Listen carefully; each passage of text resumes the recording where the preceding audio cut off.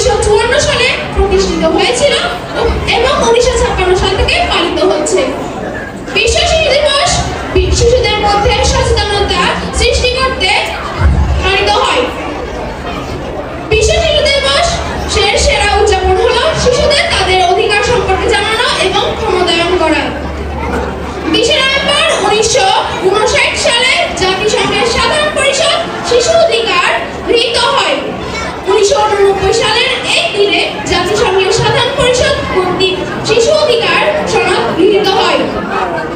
বিশ্ব শিশু দিবসের উদযাপন হলো শিশুদের নিরাপদ এবং শিক্ষার পরিবেশ প্রদান করা।